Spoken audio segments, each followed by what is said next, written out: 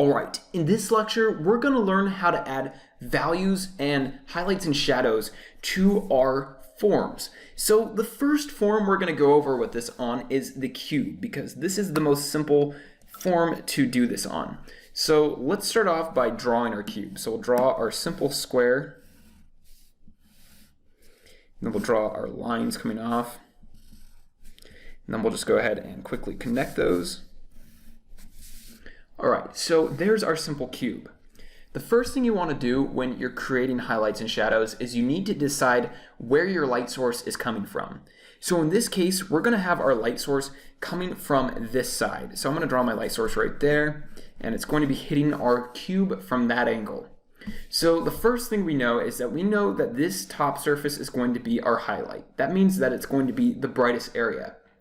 The next area that's going to be brightest is this side, which is going to be our mid-tone shadow. And then our core shadow, which is the darkest shadow, is going to be this side right here. And we know that this side is going to be our darkest shadow because it's on the opposite side of our source light. So let's start by filling in our core shadow. So I'm going to go ahead and fill in this area with a very dark pencil.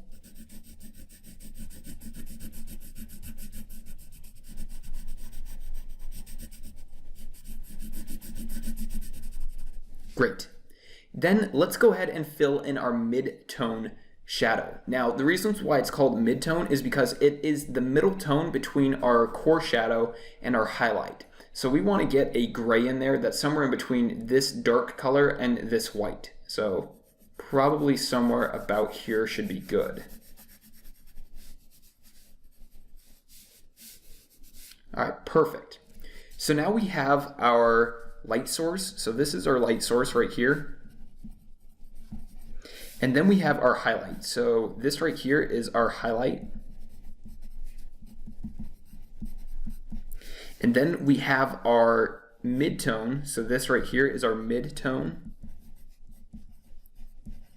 And then we have our core shadow. So this right here is our core shadow. Now, there's one last shadow we have to add in here before it's complete, and that's our cast shadow. So what our cast shadow is it's just a shadow that's cast off of our shape and onto the surface it's sitting on. So it would basically be coming off like so, and then we can go ahead and fill that in with a darker value. And we usually want our cast shadow to be darker than our mid-tone shadow.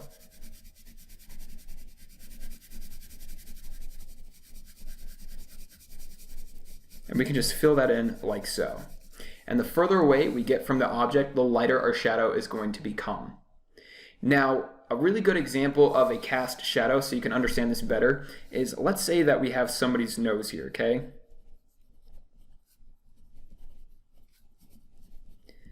So there's somebody's nose right there. Now, whenever somebody's standing out in the sun, they usually are going to get a cast shadow being cast from their nose. So since their nose sticks off, kind of like the number 7, it's going to cast a shadow on their upper lip area and sometimes even onto their chin. And so this nose right here is going to cast a shadow down like so. And then we can go ahead and fill that cast shadow in. But you've probably seen this before, and it's probably pretty familiar looking, is that cast shadow right there from the nose. That's the same exact thing that this is. Another example of a cast shadow is if you have a tree, right? And then on the ground, you have the roots. You very often see a shadow coming off the tree that's in the same shape as the tree. It's being cast from the sun. Well, this is also a cast shadow. Now let's go ahead and apply this to a few more shapes. So let's try applying this to a cone. So let's quickly draw a cone. So I'll draw my base, and then I'll draw my triangle. It's a little bit crooked, but that's all right. So there is our cone. So the first thing we want to do is we want to go ahead and find our light source. So our light source is going to be coming from this side this time and hitting it from this angle. So we know that this side is going to be getting hit by a bunch of light and this side is not. So we can start with this side and add in our core shadow. Now, since a cone is a rounded shape, there are no edges, and so we're not going to see any hard lines between our core shadow, our midtone, and our highlight. It's all going to be one gradual gradient from one tone to the next. So that's probably our core shadow right there, and then it slowly fades into our midtone right about here. And then that's going to slowly fade into our highlight, like so. Let me go ahead and fill this in a little bit better.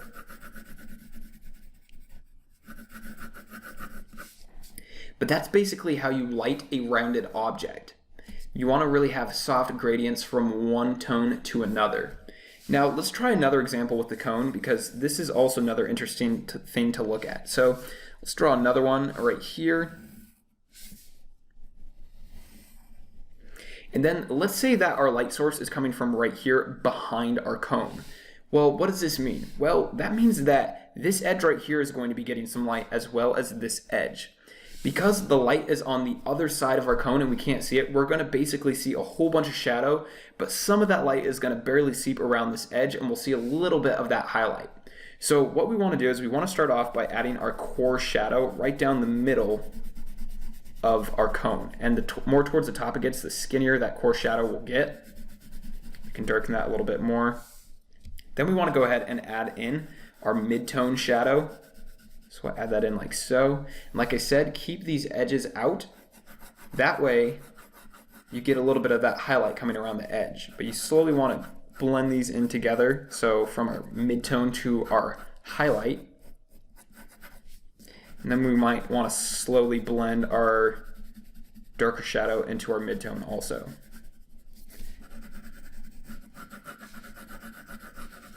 Like so. So there's a name for this type of lighting. This is called backlighting. So maybe you've seen this before on a TV show where they're doing an interview with somebody. Let's say you have somebody sitting there, and that's their head. And they'll sometimes put a light on the side of them or even behind them, and it'll backlight them. And so you'll get a really bright white edge along the edge of their face and their body.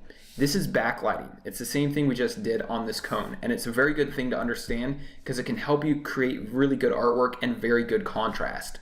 Now let's try another shape. So let's try the pyramid. So first off, let's go ahead and draw our base, and then we'll go ahead and draw the planes of our pyramid, like so. And then let's decide where our light source is going to be coming from. So let's say our light source is right here, and it's going to be hitting this surface right there. Well, that means this is going to be our highlighted area, and this is going to be our mid-tone area because it's on the side of it. Our core shadow is going to be on this back side of our pyramid, but since it's behind it and we can't see it, we don't even have to worry about it. So let's go ahead and fill in our mid-tone, like so. And then let's go ahead and add in our cast shadow. So our cast shadow is going to be on this opposite side of our light source. So this side over here. And we can go ahead and fill that in.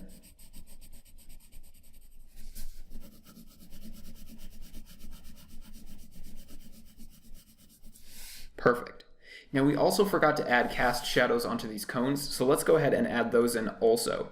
So if the light source is coming from this side, we need to go ahead and add in our cast shadow coming off in this direction. And we're kind of running out of room there, but that's all right. So there's the cast shadow for that cone. With this cone, it's going to be coming off like so. And then we can go ahead and fill that cast shadow in, because this is the opposite side of our light source, which is behind the cone. And remember that your cast shadows should get lighter the further away they get from the object. All right, perfect. Next, let's go over how to create a cast shadow on a shape, because sometimes the shape that you're creating is going to create a cast shadow on itself. So let's say, for example, we have a shape like so. So it's going to be sort of a fat T shape.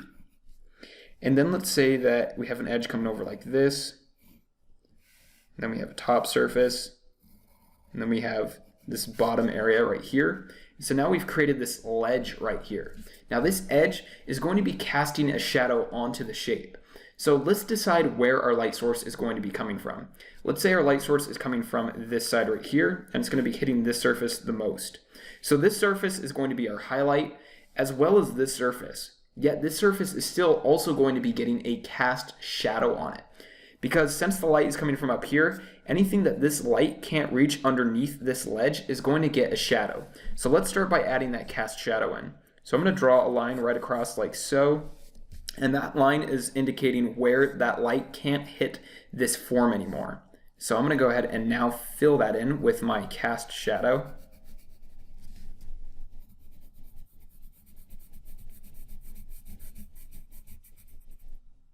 Perfect.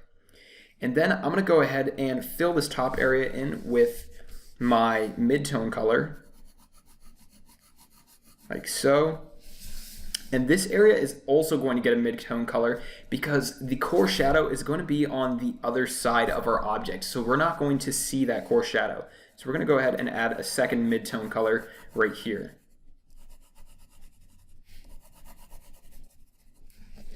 But now you can see that an object can have a cast shadow on itself. So it doesn't always just have to be on the surface it's sitting on. A cast shadow can be cast on anything. Now let's have a look at one more form which we talked about in our last lecture, which was the sphere. Now we talked about how you can't have a sphere form without adding highlights or values or shadows to it. So we need to go ahead and learn how to do that. So first off, let's draw a circle.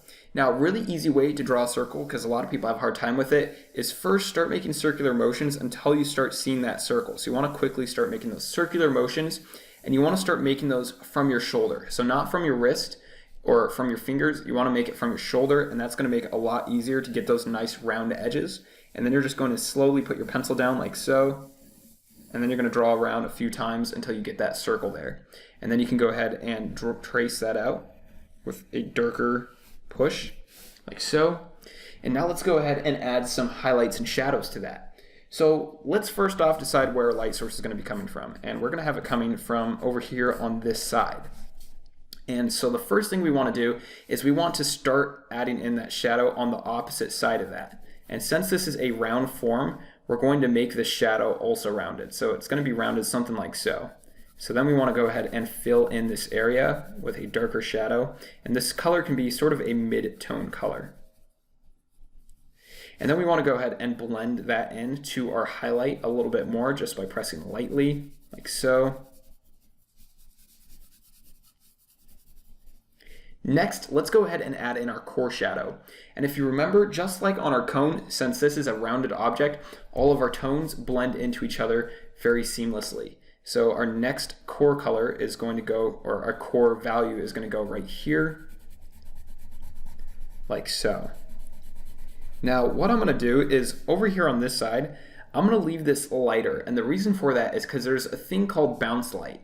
Now we're not going to get too much into that right now, we'll talk about it later, but for now just understand that when an object is sitting on a surface or has a surface next to it, it usually is going to bounce light off of that, especially if it's bright, and it's going to bounce back onto your object. And so that's why this bottom area is going to be left a little bit lighter. It's going to be a little bit darker than my mid-tone color, but it's still going to be lighter than my core shadow. So let's go ahead and finish filling in that core shadow. And then we can round this off a little bit more.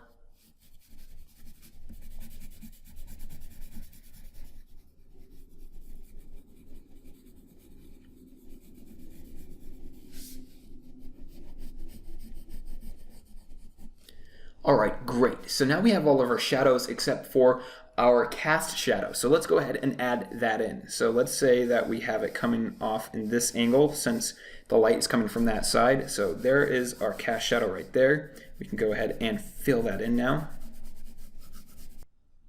All right, that brings us to the end of this lecture. So in this lecture, you learned how to add value and highlights and shadows to your 3D forms. Now, your assignment for this lecture is to go ahead and draw all these basic shapes that I just created. So I want you to go ahead and draw the cube, the cone, the pyramid, and a random shape object. And I also want you to do the sphere. And I want you to do these from different angles, and I also want you to do them with different light sources. A really good way to help you do this is to draw from life.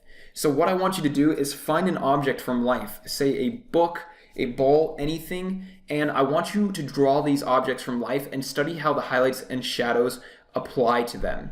And also, if you're in a room with a lot of light, it's not really going to work. So you need to make sure that you put your object next to a lamp. That way you get one source of light, just like we did with these objects. If you go ahead and draw these objects over and over again from life, I guarantee you your understanding of highlights, shadows, and values are going to go up immensely. Thanks for watching this lecture, and I look forward to seeing you in the next one.